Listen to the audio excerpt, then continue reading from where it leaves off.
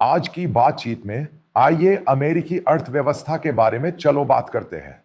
भारत में सभी समाचार पत्र आमतौर पर रिपोर्ट करते हैं कि अमेरिकी अर्थव्यवस्था बहुत ही बुरे रास्ते पर जा रही है।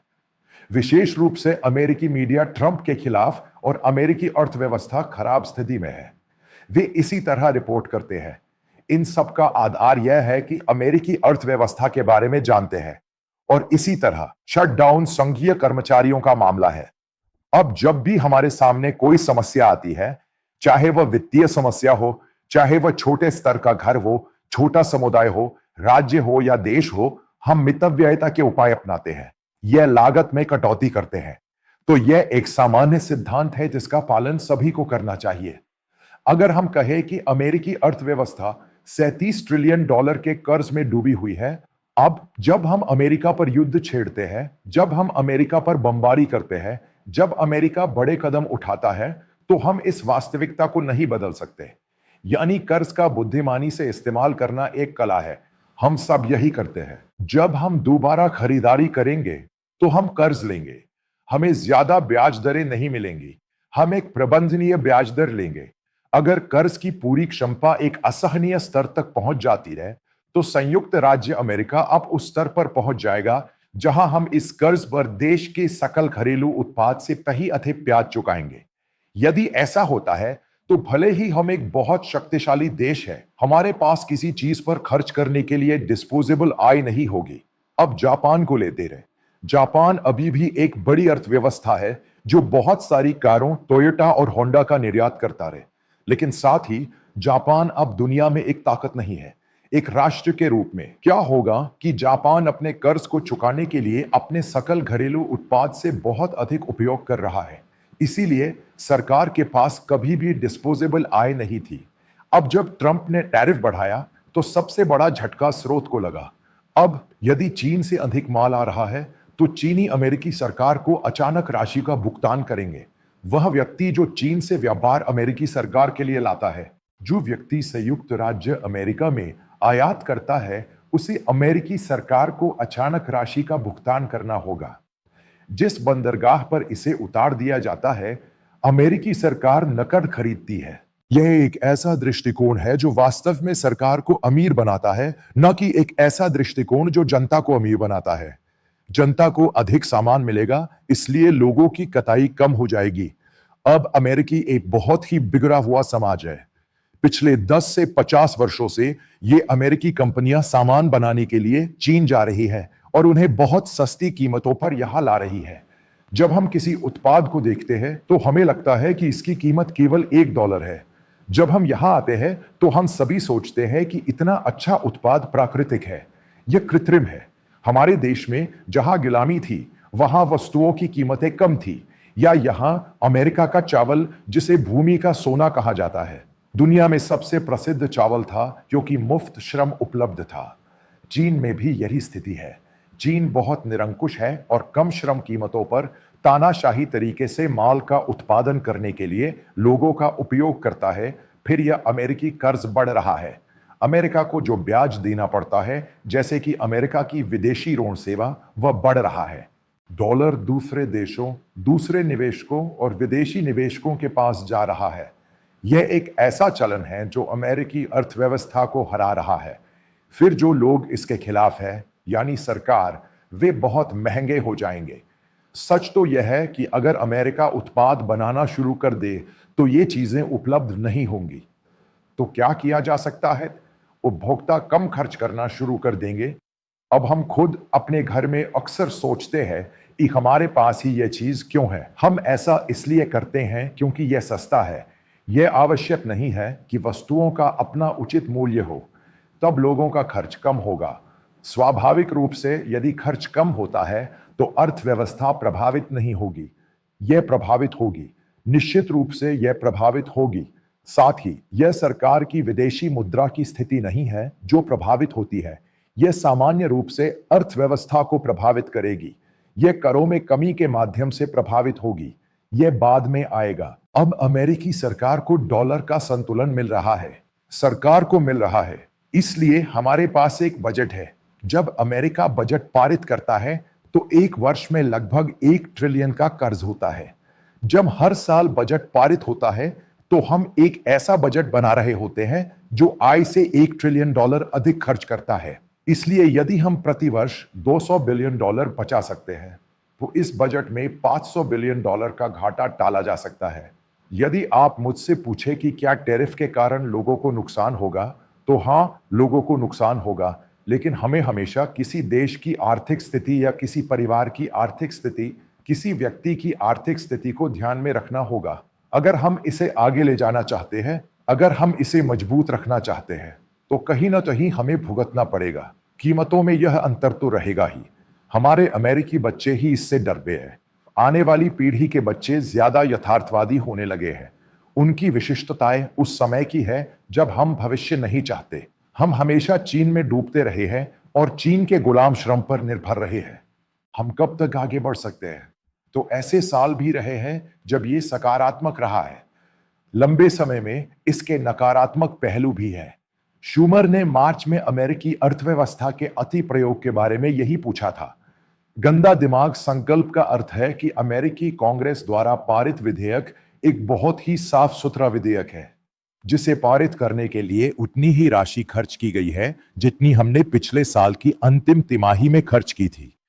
तो पिछली बार जब अमेरिकी कांग्रेस ने इसे ऐसे ही पारित किया था, सीनेट के अल्पसंख्यक नेता चकमा और बहुमत के नेता ने रिपब्लिकन नेता का समर्थन किया था और विधेयक पारित किया था। सब कुछ ठीक था, लेकिन फिर एक समस्या आ गई। अमेरिका में डेमोक्रेटिक पार्टी, जिसे अब डेमोक्रेटिक सोशलिस्ट ऑफ अमेरिका के रूप में जाना जाता है, एक छोटे से हाशिए के समूह के हाथों में है जो कभी कम्युनिस्ट हुआ करते थे। बहुत युवा लोग उनके मुखिया है। बर्नी सैंडर्स इस बर्नी सैंडर्स की नीति है। बिडेन भले ही वह कम्युनिस्ट प्रकार के डेमोक्रेट न हो, उन्होंने उस आदमी को मजबूर किया होगा, मैं प्राइमरी बदल दूंगा, मैं प्राइमरी बदल दूंगा, मैं यही कह रहा हूं, मैं प्राइमरी बदल दूंगा, लेकिन आपको मेरी बात माननी होगी। इसी तरह यह बिडेन इनमें से बहुत सी चीजें करता है। तो एओसी एलेक्जेंड्रिया ओकासियो कॉर्डिस 30 से 35 साल की उम्र की एक बेहद युवा महिला है। उन्हें नहीं पता होना चाहिए कि उन्होंने क्या कहा। उन्हें अर्थशास्त्र की बारीकियां नहीं पता। मैं कम्युनिस्ट हूं, मैं समाजवादी हूं, डेमोक्रेट समाजवादी हूं। तो उन्होंने कहा कि वे लोकप्रिय है, युवाओं के बीच लोकप्रिय है। अगर आप उन्हें देखें तो वे आकर्षक हैं, वे दिखने में भी अच्छे हैं। जब पिछले बजट में ओबामा केयर सब्सिडी खत्म कर दी गई थी, जब बिग ब्यूटीफुल बिल पारित हुआ था, तो ट्रंप और रिपब्लिकन बिना कोई बड़ा घाटा बढ़ाए करों में कटौती करने में कामयाब रहे थे। पिछली बार उन्होंने व्यवसायों और आम नागरिकों पर कर कम करके बिग ब्यूटीफुल बिल पारित किया था। उन्होंने अपनी सारी बचत बर्बाद कर दी और ओबामा केयर सब्सिडी जारी रखी। डेमोक्रेट्स की मांग है कि उन्हें ओबामा केयर सब्सिडी जारी रखनी चाहिए। उन्हें बहुमत नहीं मिला। राष्ट्रपति, सीनेट और कांग्रेस के पास अपना बहुमत है, लेकिन फिर भी आपको हमारी नीतियों को लागू करना होगा। यह सिर्फ गुंडागर्दी है, यह सिर्फ मार्क्सवादी समाजवादी गुंडागर्दी है। मुझे परवाह नहीं कि देश बर्बाद हो रहा है या नहीं। मुझे परवाह नहीं कि देश की अर्थव्यवस्था कहां जा रही है। हमें परवाह नहीं कि आपके टैक्स बढ़ जाए। अवैध आव्रजन हमारी समस्या है। वे हमें जो देखभाल देते हैं वह हमारी समस्या है। उनका चिकित्सा बीमा हमारी समस्या है, या वे हमें विदेशी देशों में जो देखभाल देते हैं वह हमारी समस्या है। समस्या बेतहाशा खर्च है। समस्या ट्रांसजेंडरवाद को बढ़ावा देने के लिए युगांडा और जाम्बिया को पैसा भेजना है। यह दृष्टिकोण हमारे लिए महत्वपूर्ण है। यह डेमोक्रेट्स का दृष्टिकोण है। अमेरिका पहले। यह अमेरिकी लोगों के अधिकारों की बात नहीं है। समस्या यह है कि बेघर पूर्व सैनिक जो सेना में गए और अमेरिका के लिए लड़े, सड़क पर पड़े हैं। कल सीमा पार करने वाले अवैध अप्रवासी उसी सड़क पर एक 5 सितारा होटल में ठहरे हुए हैं। सरकार के खर्चे पर यह कब तक चलता रहेगा? ये सब बहुत ही बनावटी समस्याएं पैदा की जा रही हैं। शांति की रक्षा के साथ भी यही बात है। अब जब अमेरिका के उत्पाद आते हैं तो उन पर 10% का टैरिफ लगता है। इसी तरह भारत समेत दूसरे देशों ने भी आज एक बयान दिया है। टैरिफ तय हो रहा है, क्योंकि जब आप कहते हैं कि अच्छी खबर आएगी, तो यह सब भी उसके साथ आता है। और ट्रंप ने खुद गाजा में, मिस्र में यही बात कही थी। और उससे पहले उन्होंने कहा था कि इन काड़ी देशों से लगभग $4 ट्रिलियन का निवेश आ रहा है और यह अमेरिका में आ रहा है। तो इस टैरिफ के सिलसिले में निवेश आ रहा है और इसी तरह अमेरिका में इस टैरिफ के साथ शून्य टैरिफ वाले अमेरिकी उत्पाद कई अन्य देशों में जा रहे हैं और उनके उत्पाद अब इसकी शर्तों के अधीन नहीं है। तो क्या इसका मतलब यह है कि अमेरिकी अर्थव्यवस्था नहीं बदलेगी? ये विदेशी निवेश यानी अमेरिका एक ऐसा देश है जो निवेश के लिए पूरी तरह से खुला है। भारत नहीं, जो नेहरू और इंदिरा गांधी के समय में एक कांग्रेस पार्टी के शासन में था। लेकिन अमेरिका हमेशा से ही निवेश के लिए खुला था। निवेश इसलिए है क्योंकि हमने उस निवेश को रोक दिया है और समाजवाद के माध्यम से भारत को नियंत्रित किया है। इसीलिए मेरे जैसे लोगों को यहां बात करनी पड़ती है या हमें अमेरिका जाने की कोई जरूरत नहीं है। भारतीय प्रवेश अमेरिका हमेशा निवेश के लिए खुला है। यह विदेशी आंतरिक खत्म हो गया है तो ट्रंप क्या करेंगे? $100 मिलियन का निवेश और ये विनिर्माण संयंत्र और आयोजन, अब चाहे वह एप्पल हो या कोई भी कंपनी। यदि आप अमेरिका में इन कारों का उत्पादन करना चाहते हैं, यदि आप अमेरिका में विनिर्माण शुरू करना चाहते हैं, तो आपको जरूरत है, इसलिए वह केवल एक कदम ट्रैक करता है, लेकिन कारखानों के निर्माण और आदमी को वापस करने के लिए कम से कम कुछ आदमी को वापस आना होगा। आप हमेशा दवा जैसे देशों पर निर्भर रह सकते हैं। ऑटोमोबाइल अमेरिका ने इस कार का आविष्कार किया, अमेरिका ने इन कई दवाओं का आविष्कार किया। यहां क्यों नहीं बनाया जा सकता है? उत्पादन मेजबान उच्च स्तर पर है जो इस लाभ को निजी कंपनियां बना रहा है। मूल रूप से यह बात है कि ये सामान उपलब्ध होंगे या नहीं। हमारे आम सामानों की कीमत तुरंत बढ़ जाएगी। यानी अमेरिका के आम लोगों द्वारा इस्तेमाल की जाने वाली वस्तुएं मुख्य रूप से चीन से आती हैं। अगर चीन को 100 टैरिफ और भारत को 100 टैरिफ मिलते हैं तो ऐसा पूरी तरह से करने की कोई जरूरत नहीं है।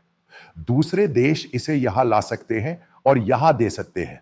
कभी कभी कीमत बढ़ जाएगी, लेकिन अगर हम सामान दे सकते हैं तो यह मुद्दा भारत के लिए एक गंभीर मुद्दा है। अगर हम कहते हैं कि हम इस मामले में दांव पर नहीं लगे हैं तो भारत को इसे बहुत भावनात्मक रूप से लेना होगा। अब चीन की बात करें तो वे अफ्रीका और उन देशों में जाते हैं जहां वे इन दुर्लभ खनिजों को प्राप्त करना चाहते हैं और समझौते करते हैं।